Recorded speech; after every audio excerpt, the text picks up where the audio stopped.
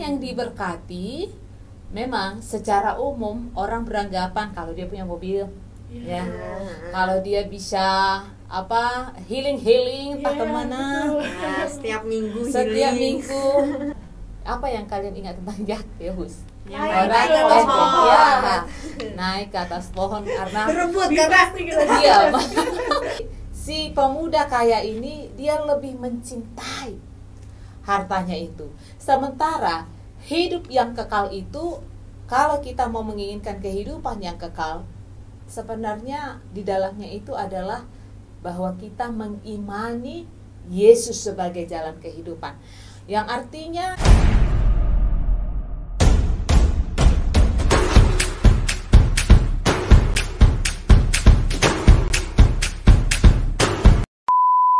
Shalom, kembali lagi di podcast kita Next Level.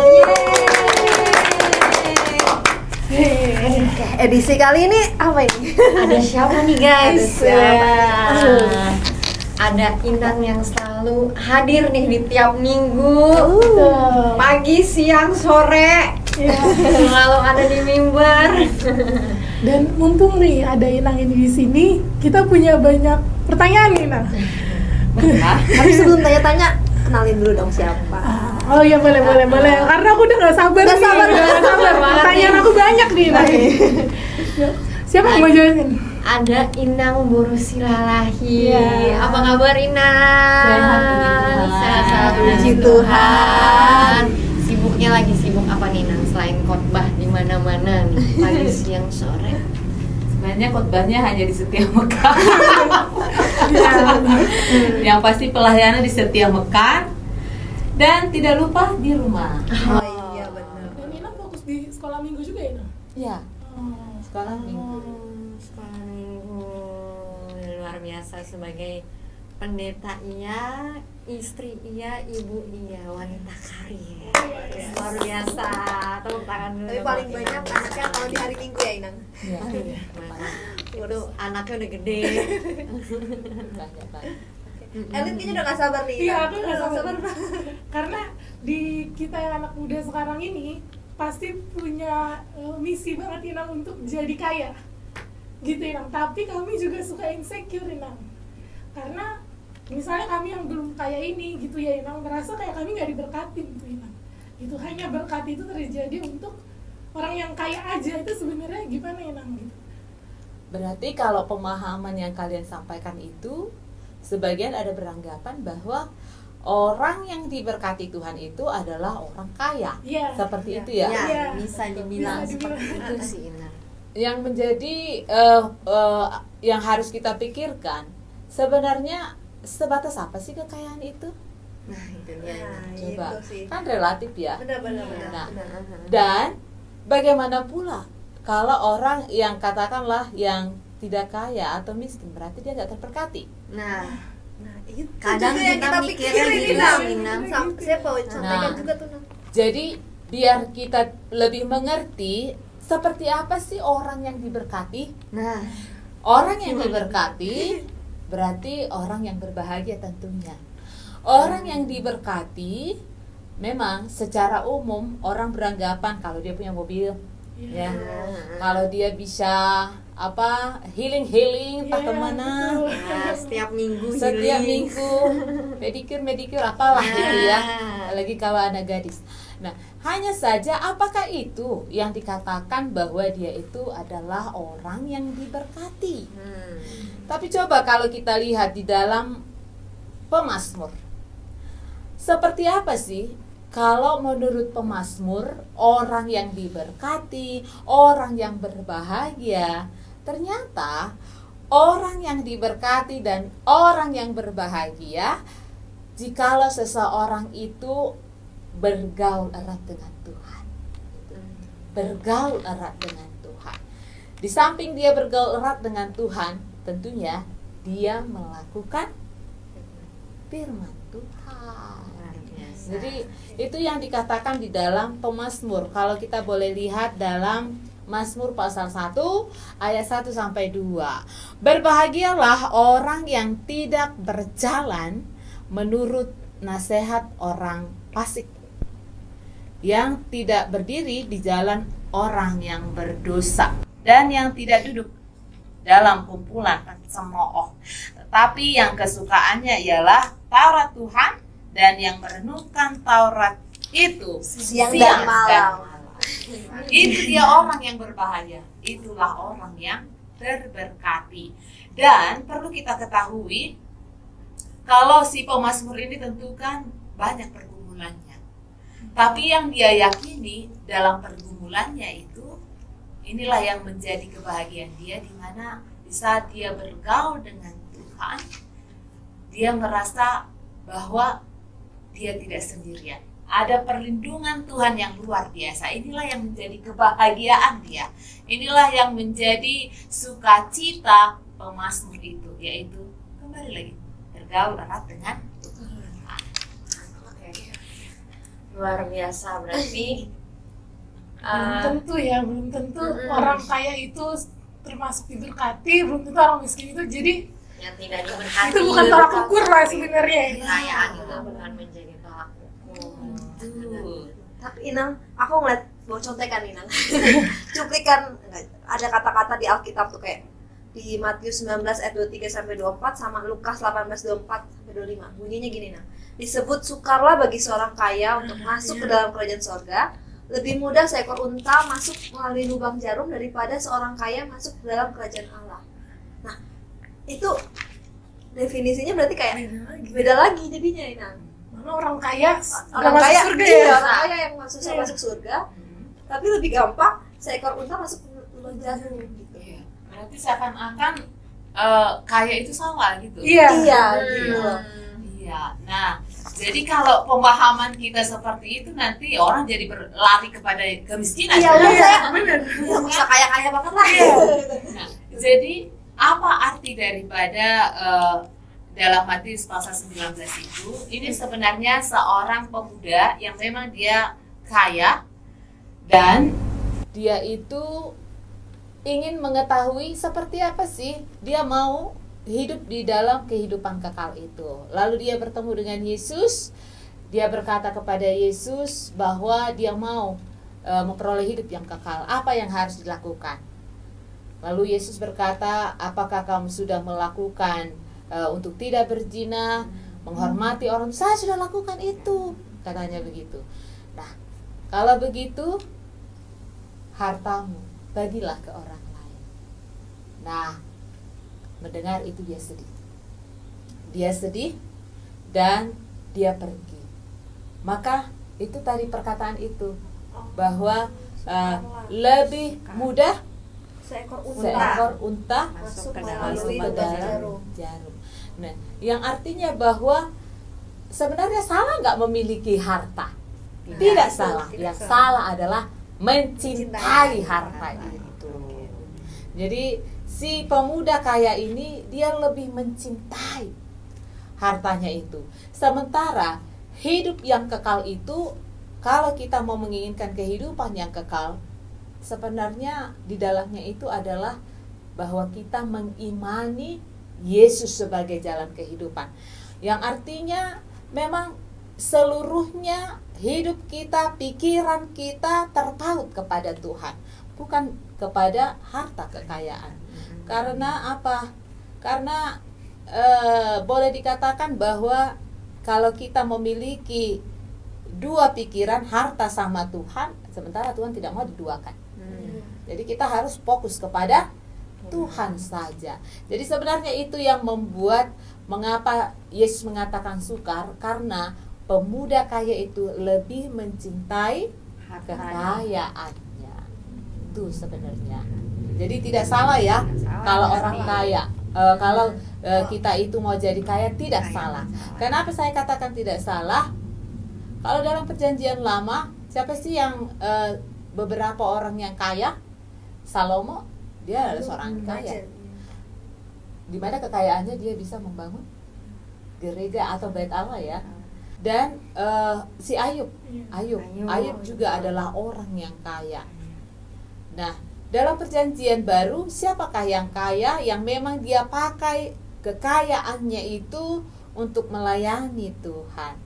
Ada Maria Magdalena, kita boleh lihat dalam Lukas itu pasal 8 ayat 2 sampai 3. Maria Magdalena, Yohana istri Guza, bendahara Herodes, Susana, dan perempuan lain. Dan ada lagi perempuan yang kaya yang bernama Lydia dari Tiatira.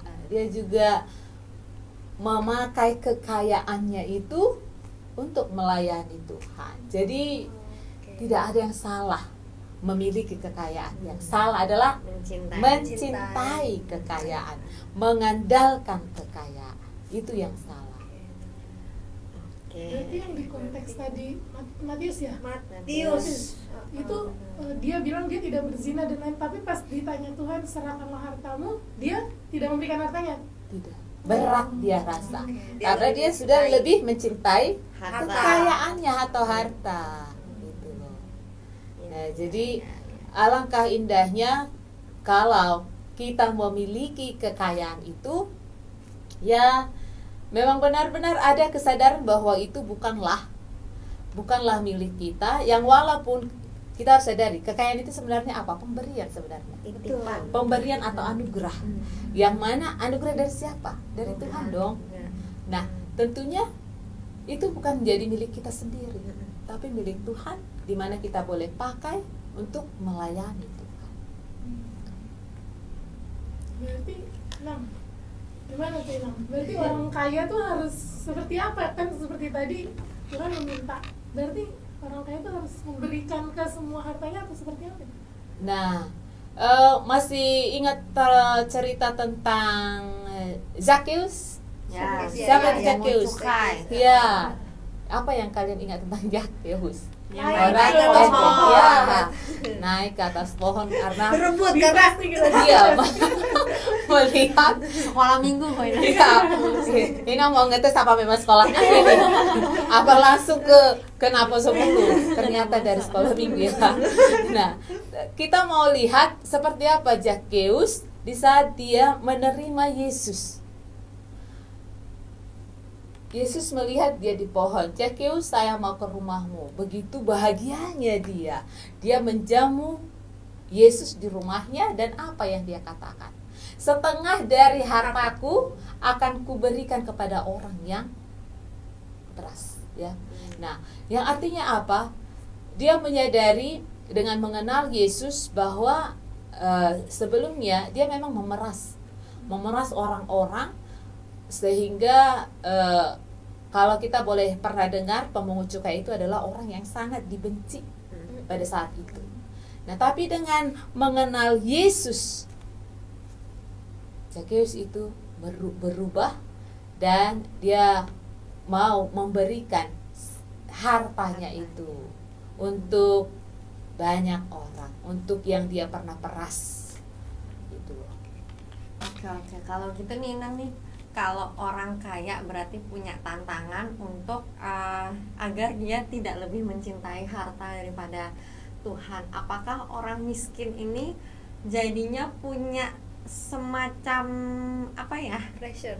Bukan kesempatan atau apa ya? keuntungan. Prioritas. Iya, jadinya karena dia nggak punya harta, oh pasti nih hatinya pasti buat Tuhan. Tuhan nih. Pasti gitu apa gimana? Berarti kalau dari pernyataan itu seakan-akan bahwa orang yang miskin itu lebih Pasti. mudah masuk. Iya, Lebih iya, gitu iya. ya. Gimana nih Inang? Soalnya kan dia kan kalau kaya mencintai harta, kalau miskin dia nggak punya harta Iya. Inang. Jadi Oh, harus Dia gitu tidak ya. mencintai harta. Tapi pertanyaannya, apa semua orang yang tidak punya apa-apa mengandalkan Tuhan? Nah, Nah, itu juga iya. sih. Ya kan? Coba. Ada juga sih yang miskin jadinya aduh mikirin harta terus kerja terus gitu kan. Ya. Jadi tidak jaminan juga orang yang miskin dia mengandalkan Tuhan. Jadi pada intinya sebenarnya adalah mengandalkan Tuhan dalam kehidupannya. Baik itu miskin, baik itu kaya. Itu loh. Jadi bukan menjadi ya berarti ya udahlah, kalau memang orang yang miskinnya yang masuk surga, ya mendingan kita jadi miskin aja. Enggak juga. Kembali lagi imannya bagaimana? Apakah iman daripada orang miskin itu dia tetap bergantung kepada Tuhan atau pikirannya sendiri? Nah, itu dulu. Berarti kembali intinya adalah imannya. Nah, berarti bukan status sosial, Bukan. kaya atau miskin ya. Tetapi kembali kepada iman dia kepada Yesus Kristus. Oke. Berarti itu kayak cuman status sosial di dunia ini ya Iman ya. Karena balik lagi ke hatinya masing-masing ngarahnya kemana seperti itu. Dan itu juga tuh, berarti kan suka ada nih Nang yang comot-comot ayat Alkitab nih Nang. Jadi misalnya mungkin dia tidak berketerima dengan kemiskinannya, mungkin gak sih gitu ya. Jadi dia ngomong ke si orang kaya, kalau ini nih ada ayat ini yang berarti kalau kalian tuh susah masuk kerajaan Allah, kayak gitu loh Nang. Itu berarti yang comot-comot ayat aja gitu ya Nang, yang dia tidak tahu Artinya iya, apa sih seluruh dari ceritanya, ayat iya, itu. Iya. Makanya kita juga harus melihat latar belakang daripada ayat tersebut. Iya. Tidak semudah kita mencomot, itu Bener, lebih kayak tadi saya bahaya. comot tadi. Lebih bahaya. Bener ya.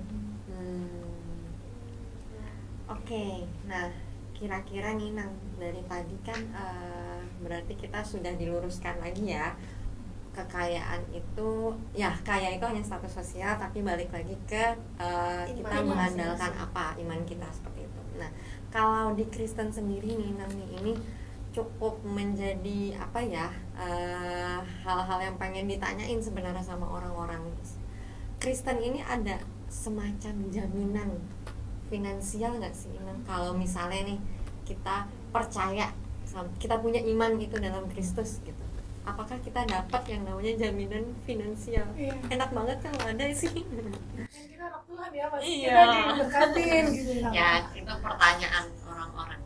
Gimana nih? Nah, jadi kalau tadi pertanyaannya berarti kalau dia sudah menjadi pengikut Kristus, apakah dia hidupnya bisa nyaman terus? Itu Iya, maksudnya? setidaknya tidak berkekurangan. Ya, tidak berkekurangan. Nah, kalau kita boleh perhatikan bahwa di dalam Alkitab, jangan khawatir, burung aja Dipelihara. dia pelihara. Yang pasti firman Tuhan mengajarkan kita untuk tidak khawatir akan apa yang kita makan dan kita minum. Itu sangat jelas ya. Kalau di dalam Matius pasal 7 ayat 25 dikatakan, karena itu aku berkata kepadamu, janganlah khawatir akan hidupmu, akan apa yang hendak kamu makan dan minum, dan janganlah khawatir pula akan tubuhmu, akan apa yang hendak kamu pakai. Bukankah hidup itu lebih penting daripada makanan, dan tubuh itu lebih penting daripada pakaian? Yang artinya apa? Selagi kita masih diberi kekuatan untuk bekerja, yang pasti Tuhan berkati apa yang hendak kita lakukan. Hanya saja tadi ada pertanyaan, apakah hidupnya aman-aman saja? Itu tadi kan? Iya, betul. Apakah aman saja?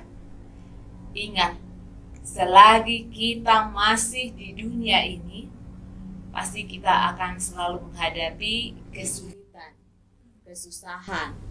Tetapi yang menjadi sukacita kita adalah Tuhan menyertai kita, gitu loh. Tuhan menguatkan kita. Ini yang menjadi sukacita kita. Jadi tidak ada hal yang dikhawatirkan, karena pada saat terjepit tapi tidak terjepit, pada saat mau mati kayak tapi kok tidak mati. Itu yang dikatakan oleh Paulus. Mau mati tapi ternyata tidak mati. Artinya apa? Ada penyertaan Tuhan di dalam setiap orang yang percaya. Jadi inilah perbedaannya kenyamanan orang yang mengikut Yesus. Dia selalu punya pengharapan. Tapi yang tidak percaya Yesus, ya kita sudah lihat seperti apa keputusasaan seseorang. Dia mengendalikan pikirannya, dan yang apa yang dilakukan? Bunuh diri, bukan? Nah, itu bagi orang-orang yang tidak memiliki pengharapan. Jadi kalau ditanya apakah tidak melalui kesusahan, pasti ada. Cuman pengikut Yesus itu dia selalu dimenangkan. Ini ini yang menjadi luar biasanya kalau kita sungguh-sungguh tekun mengikut Yesus. Jadi jangan salah ya. Jangan kalian kira karena pengikut Yesus tidak ada masalah. Jangan juga. Enggak juga. Pasti ada. Dan di dalam permasalahan itu kita jadi tahu, oh iya, memang Tuhan kita itu adalah Allah yang sebenarnya berarti bisa digarisbawahi ya. Nah, kalau sebenarnya tuh kita semua diberkati, tapi kembali lagi ke kekuatan pikiran masing-masing gitu. Sebenarnya Tuhan udah bilang jangan khawatir. Kuncinya itu aja berarti ya. Berserah kepada Tuhan, jangan khawatir. Tapi seringnya kita malah overthinking sama pikiran kita. Itu yang bikin kita jadi hidup yang gak nyaman ya gitu kali ya Inang. Oke, berarti gak boleh overthinking. Oke. Ada pertanyaan lagi? Karena aku masih ada pertanyaan lagi nih, Nang. Ada pertanyaan lagi. Sorry ya, Nang ya, kita cukup karena kita anak muda ini kan daripada salah-salah menafsirkan ya, Nang, mending kita tanya langsung aja sama yang lebih ahlinya, yang lebih pastinya gitu ya. So, misalnya ini, Nang, kerja nih, Nang. Karena kerja sekarang kan udah macam-macam nih, Nang. Ada kerja di bidang event, sedangkan event itu biasanya Sabtu Minggu atau hari-hari libur kayak gitu. Nah, gimana nih, Nang, kalau misalnya kita orang Kristen tapi kita kerja nih di event ini yang hari Minggu, atau nggak mesti di event deh, misalnya ada kerjaan kita suruh dadakan masuk di hari Minggu dan kita nggak bisa gereja tuh, Inang. Itu gimana, Inang? Apakah kita harus mementingkan Elit semangat banget ini Nak. apakah kita harus mementingkan pekerjaan apa kita harus meninggalkan pekerjaan itu dan fokus gereja gitu ya? Ya, sekarang perenungan bagi Inang, apa semua pekerjaan itu ada selalu setiap hari Minggu? Yang Inang tahu kadang ada shift-shiftnya ya, ada shift-shiftnya ya. Kadang Ya, jadi kadang nggak selamanya dia selalu hari Minggu bekerja. Hanya saja kalau misalnya dia beribadah atau katakanlah hari Minggu itu dia bekerja, shift dia itu hari Minggu. Yang menjadi apa? Di gereja kita ini kan ada berapa ibadah? Ada 4. Lima. Pagi 1, pagi 2, oh ya jam 4. Sama sore. Oh ya ada 5. Nah, kalau memang hati kita katakanlah sama Tuhan, saya yakin kita pasti berusaha untuk itu.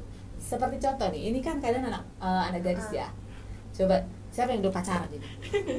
Coba, siapa udah pacaran? Gak ada yang ngaku. Gak ada Inang. Gak ada apa-apa ini loh. Yang udah pacaran. Gak ada apa-apa ini, gak ada. Tapi coba kalau orang yang pacaran, dia pasti punya kesibukan.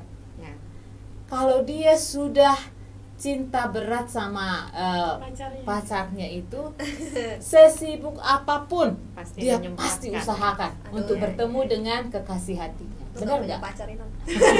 Gak bisa konfirmasi. Makanya tadi Nang tanya udah pada punya pacar nggak?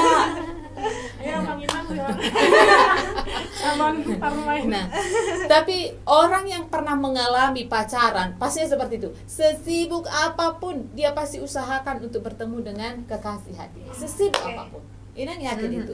Nah, kalau memang kita benar-benar mencintai Tuhan, sesibuk apapun kita pasti kasih waktu untuk Tuhan.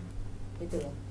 Nah, tadi Inang bilang di gereja kita ini ada 5 ibadah. Nah, kadang kalau dia misalnya masuk pada pukul 10 atau katakanlah tengah 8 ya, kan bisa dong subuh kan ada fasilitas Betul. bisa dong. Nah, dan perlu kita ingat bahwa kita ini adalah gereja. Siapa gereja? Bukan hanya gedungnya, tapi orangnya juga. Orangnya juga gereja. Yang artinya apa? Ada 3 marturia, diakonia. Nah, koinonia apa? Bersekutu. Berarti begitu pentingnya kita bersekutu di gereja dong. Nah, itu dia. Jadi sebenarnya beberapa orang saja itu yang buat alasan, tapi kembali lagi, kalaupun misalnya dia mulai pagi sampai nggak ada ibadahnya, tapi kayaknya jarang deh.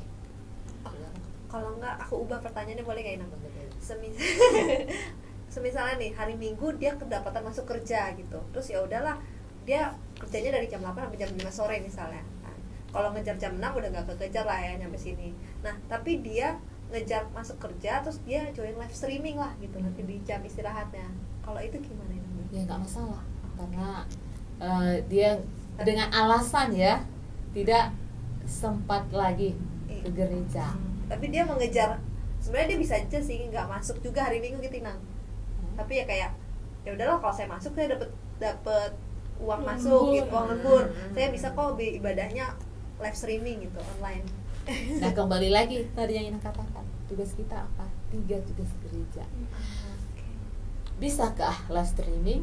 Bisa, tapi alangkah lebih baiknya lagi kalau kita bersekutu dengan sesama kita, itu lebih baik lagi. Nah, jadi kembali lagi kepada diri kita masing-masing. Jangan membohongin alasan diri sendiri Ya. gitu kan ya. Banyak alasan ya. Biasanya kan kalau kita mau punya alasan kan banyak ya kita bilang. Iya benar. Tapi kembali lagi ke diri kita, kalau kita mau bertekun untuk itu, kenapa tidak? Ya kalaupun misalnya waktunya memang nggak memungkinkan, ya lakukanlah live streaming, nonton live streaming itu, tapi jangan juga jadi itu terus akhirnya Kalau kita udah jauh. kepepet lah ya. Iya.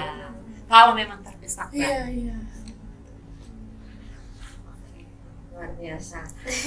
Ya itu sebenarnya jawaban di masa sekarang juga ya, Iya, karena memang hari kerja makin beragam ya, nggak Iya. cuma Senin sampai Jumat seperti itu.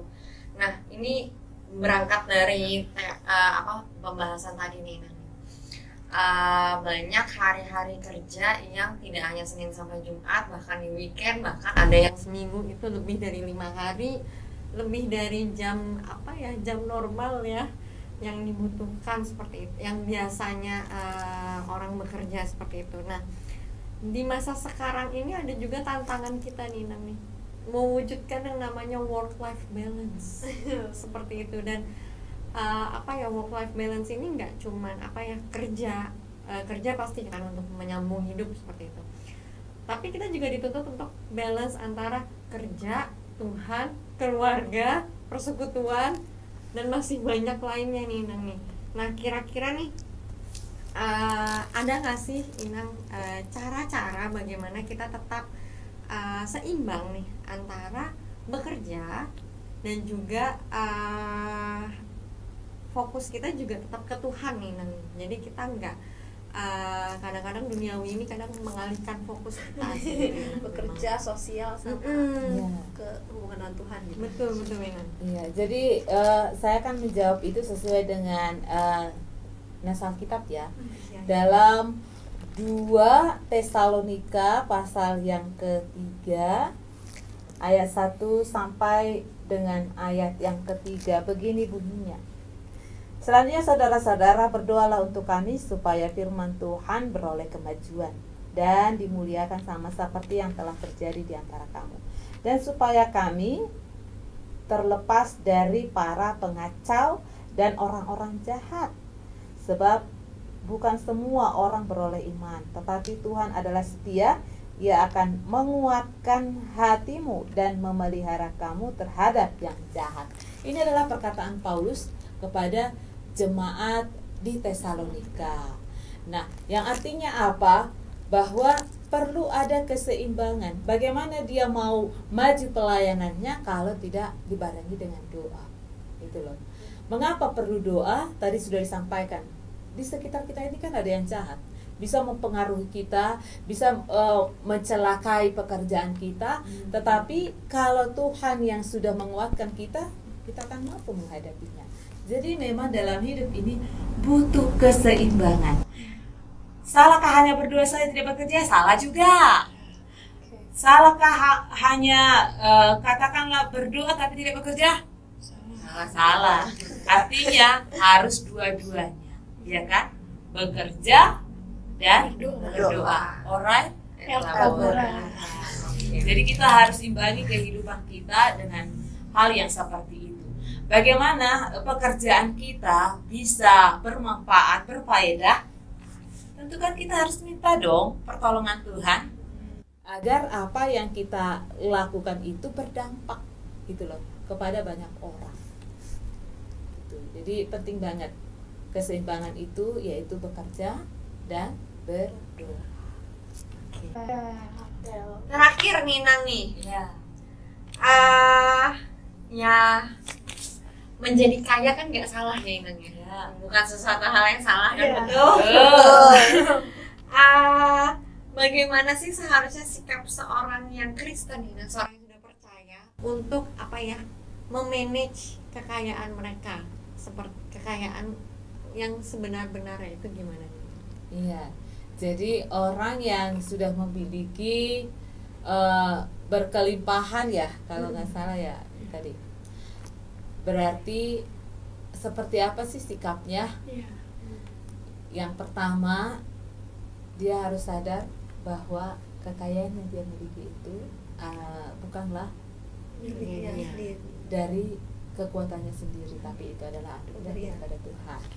Nah, kembali lagi dia harus menyerahkannya lagi kepada Tuhan dengan mengikuti atau membantu pelayanan di gereja. Nah, untuk lebih mendetail lagi, kita boleh lihat di dalam Alkitab apa sih sikap orang yang memiliki kekayaan. Orang kaya itu seperti apa? Yang pasti ingat, kaya itu tidak salah, tapi apa yang harus dilakukan? 1 Timotius pasal yang ke-6 ayat 17-18. Saya bacakan. Peringatkanlah kepada orang-orang kaya di dunia ini agar mereka jangan tinggi hati dan jangan berharap pada sesuatu yang tak tentu seperti kekayaan, melainkan pada Allah yang dalam kekayaannya memberikan kepada kita segala sesuatu untuk dinikmati. Peringatkanlah agar mereka itu berbuat baik, menjadi kaya dalam kebajikan, suka memberi dan membagi, dan dengan demikian mengumpulkan suatu harta sebagai dasar yang baik bagi dirinya di waktu yang akan datang untuk mencapai hidup yang sebenarnya. Jadi sudah sangat jelas bukan? Bahwa menjadi orang kaya itu hendaklah dengan rendah hati. Terus dikatakan untuk tidak mengharap kepada kekayaan itu. Karena apa? Kekayaan itu tidak bersifat kekal. Itu hanya sementara saja. Dan yang ketiga, mari berbuat baik, berbuat kebajikan kepada orang. Itu yang disampaikan. Sebenarnya dalam Alkitab sederhana banget ya. Rendah hati, tidak mengharap selain kepada Tuhan, dan yang ketiga berbuat baik. Sebenarnya sesederhana itu. Tapi mungkin orang-orang karena mungkin kekayaan terlalu fokus sama hartanya, jadinya kemana-mana. Iya. Oke. Kita udah sampai nih di penghujung podcast kita. Luar biasa banget nih yang bisa kita tahu. Jadi anak-anak muda ataupun abang inang ataupun mungkin ada yang masih remaja yang boleh menonton podcast episode ini bisa tahu nih bagaimana memanage keuangan, mengetahui kekayaan itu seperti apa definisinya, gitu ya. Dan harus bagaimana bersikap ya. Baik itu orang kaya maupun mungkin orang yang masih berkekurangan, untuk semangat, karena kan tadi ya berdoa tanpa perbuatan juga sama aja ya kan. Sama saja. Oke. Terima Terima kasih banyak. Guru Nanti Silalahi. kita undang-undang lagi untuk Iya. pertanyaan-pertanyaan kami, karena kami anak muda ini Masih banyak butuh diisi. Iya, Inang. Gitu. Kadang tidak terarah. Iya, gitu, dibanding kami harus lihat-lihat YouTube mungkin yang benar, yang kurang, sumbernya sumbernya kurang terpercaya, jadi kita buatlah next level ini. Nah, Oke, buat teman-teman yang mungkin ada saran tema iya, atau pertanyaan atau boleh banget keresahan gitu Boleh ya, Kak. kasih komentar. komen di episode ini biar kita bisa bahas. Oke. Oke, Terima kasih. terima Sampai kasih. jumpa di next Sampai level jumpa. selanjutnya. Shalom.